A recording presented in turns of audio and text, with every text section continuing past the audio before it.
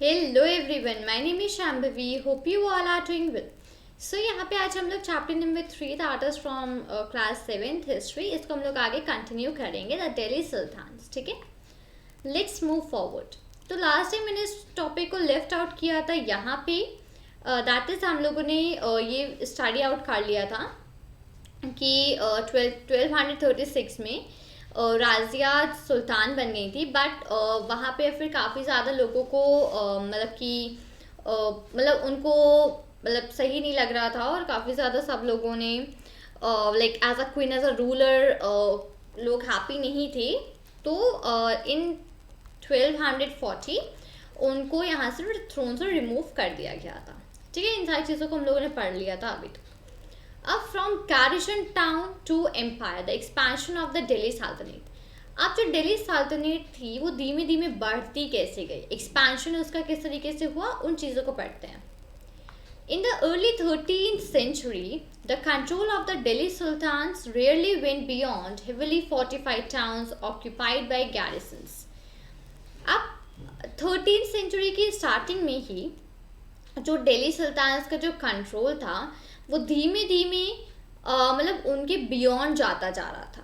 ठीक है, जो उनके बड़े बड़े टाउन्स वगैरह थे, जो सब चीज़ें थी, वो गैरिसन्स उनको धीमे धीमे लाइक कंट्रोल होता जा रहा था. Occupied by गैरिसन्स. गैरिसन्स क्या होते हैं, जो सेटलमेंट्स होती हैं जिनमें सोल्जर्स वगैरह होते हैं, तो सारी चीज़ों से यहाँ पे पूरा ऑक्यूपाई होता जा रहा था दिल्ली.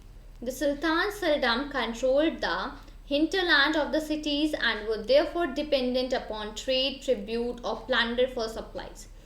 तो जैसे कि जो सुल्तान जो थे वो कंट्रोल वगैरह करते थे, तो हिंटरलैंड का क्या मतलब होता है? Hinterland the lands to the adjacent of a city port that supply with goods and services.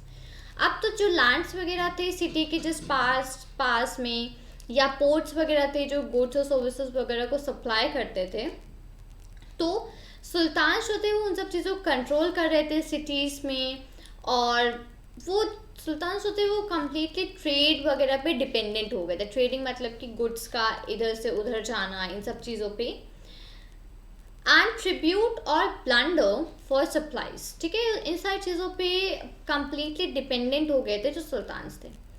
Controlling garrison towns. Garrison towns क्या होते हैं? फोर्टिफाइड सेटलमेंट्स होती हैं जिनमें सोल्जर्स वगैरह होते हैं. ठीक है, तो जो गैरिसन्स का टाउन्स थे in distant Bengal and Sindh from Delhi was extremely difficult. अब जो गैरिसन्स टाउन्स थे डिस्टेंट बंगाल और सिंध दिल्ली में, उन सबको कंट्रोल में करना काफ़ी डिफिकल्ट था. Rebellion, war, even bad weather could snap fragile communication routes. अब लड़ाई, खराब वेदर, इन सब चीज़ों की वजह से जो एक कम्युनिकेशन रूट था वो खराब होता जा रहा था, वो खराब हो जाता था बार बार. Delhi's authority was also challenged by Mongol invasions from Afghanistan and by governors who rebelled at any sign of the Sultan's weaknesses. अब दिल्ली की जो अथॉरिटी थी उन सबको चैलेंज कर दिया था मंगोल इन्वेशंस ने, जो कि अफगानिस्तान से थे, और गवर्नर्स जो कि सुल्तान्स की वीकनेसेस वगैरह के लिए हमेशा उनसे बदला वगैरह लेने के लिए तैयार रहते थे, उन सब लोगों ने चैलेंज कर दिया था Delhi authority. Its consolidation occurred during the reign of Ghiyasuddin Balban and further expansion under Alauddin Khilji and Mohammad Tughlaq. तो ये सब चीज़ें थी. ये सब चीज़ें कब सही हुई? ये सब चीज़ें कंसोलिडेट होने लगी, सही होने लगी. जो जो जो रीजन था, ठीक है, गियासुद्दीन बलबान और फर्दर आगे अलाउद्दीन खिलजी और मोहम्मद तुगलक, इन सब के टाइम का जो भी रीजन था, उन सब चीज़ों में ये सब जगहें ठीक होने लग गई. ठीक है, the first set of campaigns along the internet frontier of the Sultanat aimed at consolidating the hinterlands. सबसे पहला सेट जो कैंपेन्स वगैरह का था, जिसमें कि इंटरनल फ्रंटियर्स वगैरह थे, ठीक है, सल्तनत के, जिन्होंने एम किया था इन सारी चीज़ों को. और ये जो गैरिसन टाउन्स, हिंटरलैंड्स, ये सब थे. तो ये सब मेन चीज़ें थी जहाँ पे कैंपेन्स वगैरह सबसे पहले सेट किए गए. During these campaigns forests were cleared in the Ganga Yamuna doab and hunter gatherers and pastorals expelled from their habitat. तो इस कैंपेन के दौरान क्या किया गया था, जो फॉरेस्ट वगैरह थे उनको साफ़ कर दिया गया था, जो भी गंगा यमुना के एरिया में जो भी फॉरेस्ट वगैरह थे उन सबको साफ़ कर दिया गया था। जो हंटर्स गैदरर्स थे तो उन सबको वहाँ से एकदम मतलब हटा दिया गया था। These lands were given to peasants and agriculture was encouraged. अब ये जो लैंड जो साफ वगैरह किया था और जिससे हंटर्स गैदरर्स वगैरह को खाली वगैरह किया था, तो उस लैंड का क्या किया, तो उस लैंड को जो पीजेंट्स वगैरह थे उनको एग्रीकल्चर वगैरह के लिए दे दिया, ताकि धीमे धीमे एग्रीकल्चर और बढ़ता जाए। New fortresses, garrison towns and towns were established to protect trade routes and to promote regional trade. अब नए नए garrison towns और बड़े बड़े टाउन्स वगैरह को बनाया जा रहा था, ताकि जो ट्रेड रूट्स हैं, जो भी ट्रेडिंग के जो भी रास्ते वगैरह हैं उनको प्रोटेक्ट करा जा सके और रीजनल ट्रेड जो है उसको प्रमोट किया जा सके। The second expansion occurred along the external frontier of the सल्तनत। तो सेकेंड एक्सपेंशन जो था वो कब हुआ, वो एक्सटर्नल फ्रंटियर में सल्तनत के टाइम पे हुआ। Military expeditions into southern India started during the reign of Alauddin Khilji. अब मिलिट्री वगैरह जो बढ़ना स्टार्ट हुई वो सब स्टार्ट हुई अलाउद्दीन खिलजी के टाइम पे, उनके रीजन में सारी चीज़ें बढ़ने स्टार्ट हुई। एंड किलिमिनेटेड विद मोहम्मद तगलक, और ये सारी चीज़ें मोहम्मद तगलक तक पूरा गई। इन देयर कैंपेन सल्तनत आर्मीज captured elephants, horses and slaves and carried away precious metals. अब उनके कैंपेन्स में क्या होता था, ये जो सल्तनत आर्मीज थी वो एलिफेंट्स को कैप्चर करती थी, हॉर्सेस को कैप्चर करती थी, ठीक है, और इन सबको अपने साथ ले जाती थी, ठीक है, और जो भी प्रीशियस मेटल्स वगैरह होते थे उन सब प्रीशियस मेटल्स को अपने साथ ले जाती थी। By the end of Muhammad Tughlaq's reign, 150 years after somewhat humble beginnings, the armies of the Delhi Sultanate had marched across a large part of the subcontinent. अब मोहम्मद तगलक के जो रीजन के एंड तक, आखिरी तक, वही समवॉट अराउंड 150 years बाद, अब वहाँ पे एक नई शुरुआत हुई। जो आर्मीज थी दिल्ली सल्तनत की वो सब कॉन्टिनेंट के काफ़ी ज़्यादा बड़े पार्ट में पूरा मार्च करती थी। They had defeated rival armies and seized the cities. उन्होंने जो राइवल आर्मीज थी उन सबको हरा करके सिटी को एकदम सही बना दिया था। द सल्तनत collected taxes from the peasantry and dispensed justice in its real. तो जो सल्तनत थे वो टैक्सेस वगैरह कलेक्ट करते थे, ठीक है, जो भी जस्टिस वगैरह होता था उन सब चीज़ों को देखते थे। But how complete and effective was it's control over such a vast territory. अब लेकिन इतना ज़्यादा इफेक्टिव, इतना ज़्यादा पूरा कंट्रोल इतनी बड़ी टेरिटरी में कैसे किया, उस चीज़ों को देखते हैं अब। द मस्जिद। The mosque called a masjid in Arabic, literally a place where a Muslim prostrates in reverence to Allah. Mosque क्या होते हैं, मॉस्क इसको मस्जिद बोलते हैं अरेबिक में। ये एक प्लेस है जहाँ पे मुस्लिम्स अपना प्रे करते हैं अल्लाह से। In a congregational mosque Muslims read their prayers together. अब एक कॉन्ग्रीगेशनल मॉस्क, ठीक है, वहाँ मतलब जामा मस्जिद या मस्जिद ई जामी, वहाँ पे जो मुस्लिम्स होते हैं वो अपनी प्रेयर्स सब लोग इकट्ठा पढ़ते हैं, ठीक है। Members of the congregation choose the most respected learned male as their leader. अब जो मेंबर्स, जो कॉन्ग्रीगेशन के मेंबर्स होते हैं वो अपने सबसे ज़्यादा रिस्पेक्टेड और सबसे ज़्यादा जो पढ़ा हुआ जो मेल होता है उसको एज अ लीडर चूज़ करते हैं for the rituals of prayers वगैरह के रिचुअल्स के लिए। He also delivers the sermon during the Friday prayer. अब वो सरमॉन को भी डिलीवर करते हैं फ्राइडे की प्रेयर्स पे। During prayer Muslims stand facing Mecca. अब प्रेयर के टाइम जो मुस्लिम्स होते हैं वो मक्का की तरफ फेस करके खड़े होते हैं। In India this is to the west. India में इसको बोलते हैं वेस्ट के direction. This is called the qibla, इसको किबला बोलते हैं। The Delhi sultans build several mosque cities all over the subcontinent. अब दिल्ली सुल्तान जो थे उन्होंने पूरी की पूरी सिटी में, सब कॉन्टिनेंट में कई सारे मॉस्क को बिल्ड कर दिया था। These demonstrated their claims to be protectors of Islam and Muslim. अब उन्होंने ये डिमॉन्स्ट्रेट किया कि वो जो मुस्लिम्स और इस्लाम्स वगैरह इन सब के फेवर में हैं। मॉस्क आर ऑल्सो मतलब प्रॉक्टर्स हैं, मतलब प्रोटेक्ट करने के वाले हैं, ठीक है। Mosque also help to create the sense of a community of believers who shared a belief system and a code of conduct. अब जो मॉल्स जो थे वो हेल्प करते थे कम्युनिटी को, एक कम्युनिटी को क्रिएट करने में, ठीक है, जिनको जो सिस्टम वगैरह था उनके कोड ऑफ कंडक्ट वगैरह को बिल्ड करने में हेल्प करते थे. It was necessary to reinforce this idea of a community because Muslims came from a variety of backgrounds. अब ये ज़रूरी था इस आइडिया को इम्प्लीमेंट करना क्योंकि मुस्लिम जो थे वो कई वैरायटी ऑफ बैकग्राउंड से आए थे, तो इसलिए इस पर्टिकुलर आइडिया को इम्प्लीमेंट करना ज़रूरी था. ठीक है. A closer look administration and consolidation under the Khaljis and Tughlaqs. अब यहाँ पे एडमिनिस्ट्रेशन वगैरह जो है वो खलजीज तुगलक्स के अंडर में हम लोग स्टडी करेंगे. ठीक है. The consolidation of a kingdom as fast as the Delhi Sultanat needed reliable governors and administrators.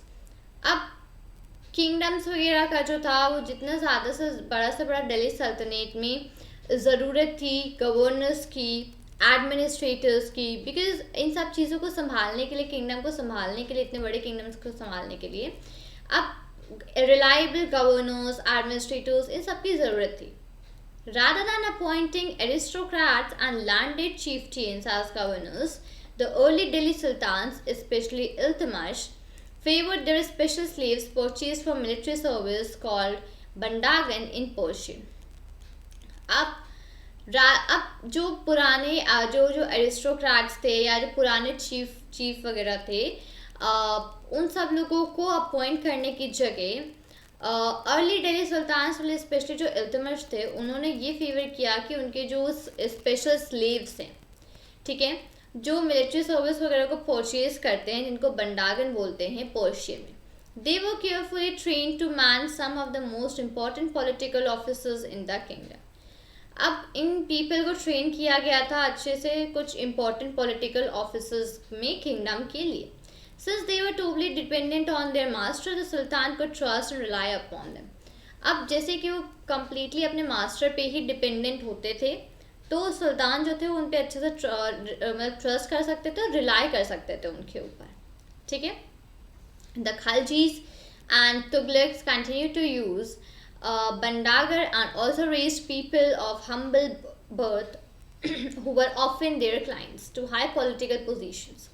अब जो खालजीज थे और तुगलक्स थे उन्होंने कंटिन्यू किया यही बंडागर मेथड जो था, और उन्होंने पीपल को यहाँ पे रेस किया जो कि उनके क्लाइंट्स भी थे और अच्छी पॉलिटिकल पोजीशंस पे उनको रेस किया. क्लाइंट्स ऐसा कोई पर्सन जो कि किसी दूसरे पर्सन की प्रोटेक्शन में अंडर में हो, someone who is under the protection of another, a dependent और हैंगर ऑन.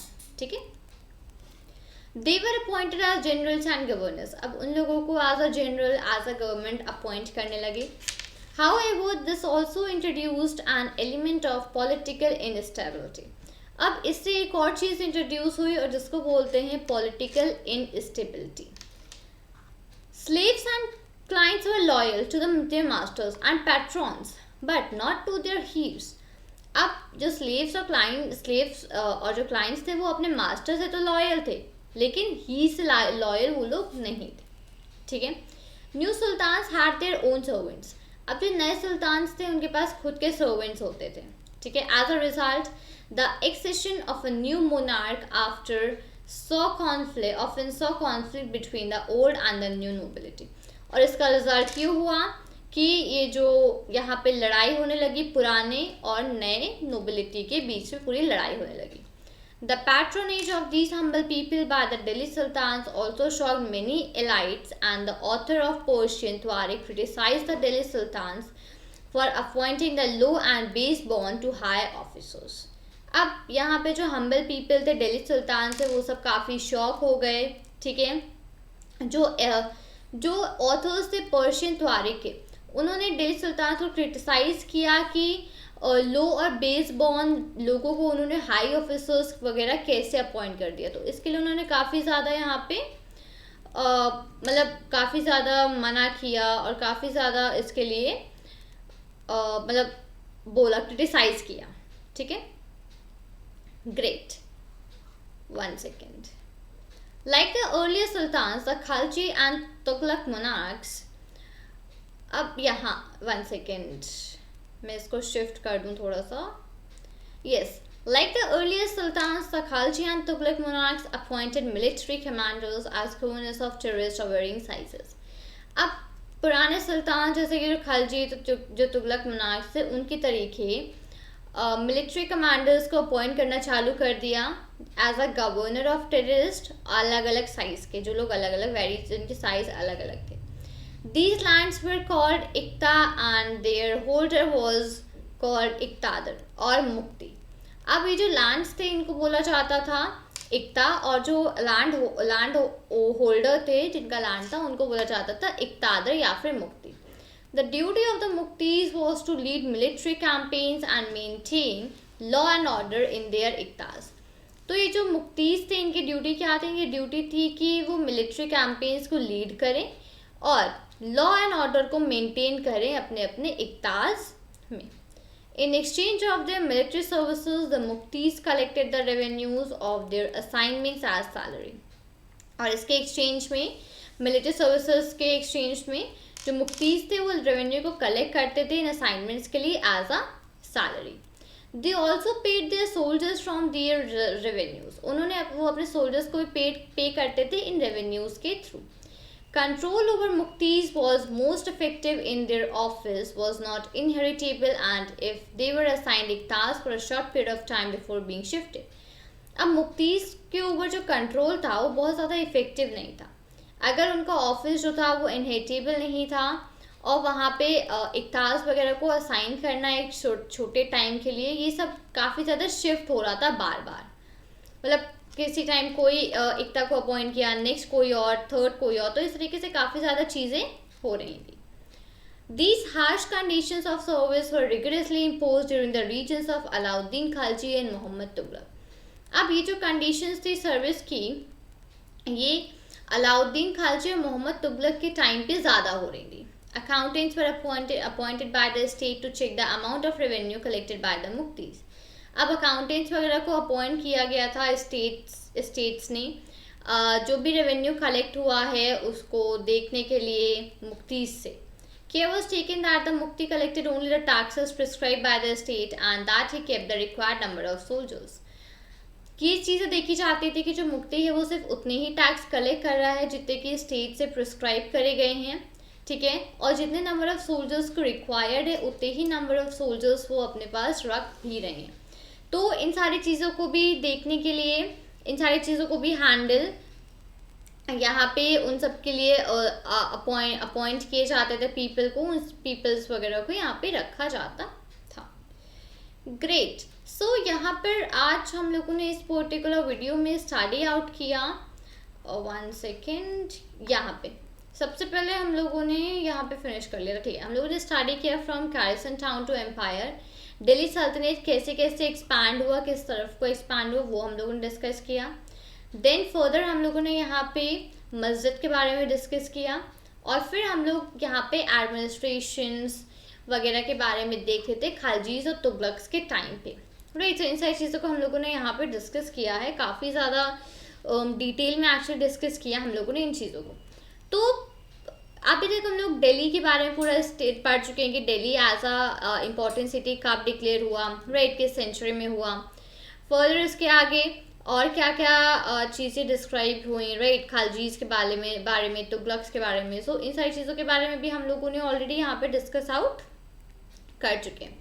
अब जैसे कि काफ़ी ज़्यादा इंपॉर्टेंट टॉपिक है तो आप लोग मेक श्योर करें कि आप इसके नोट्स अपने साथ बना रहे हो, ठीक है, एट योर एंड, बिकॉज इसमें कई सारी ऐसी चीज़ें हैं जिनको कि आपको याद रखना बहुत ज़रूरी है आपके लिए, क्योंकि आप इनसे चीज़ों से क्वेश्चंस वगैरह फॉर्म होते हैं. ये जो रूलर्स थे दिल्ली के, ये जो टेबल है ये actually one of the most important tables है आपके लिए, राइट. सो इन टेबल्स के ही थ्रू आपके कई सारे क्वेश्चंस वगैरह फॉर्म हो सकते हैं और यू हैव टू आंसर कि किस रिस्पेक्टिव रूलर का क्या टाइम पीरियड था, किस टाइम पीरियड में रूलर ने रूल किया, और इन सारी चीज़ों को आपको देखना पड़ेगा डिटेल में, ठीक है.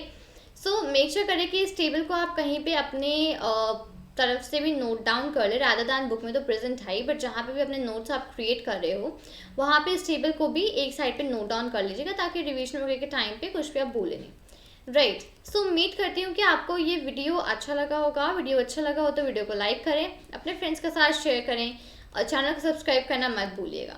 मिलती हूँ आपसे नए वीडियो के साथ। चलन, thank you and take care. जय हिंद।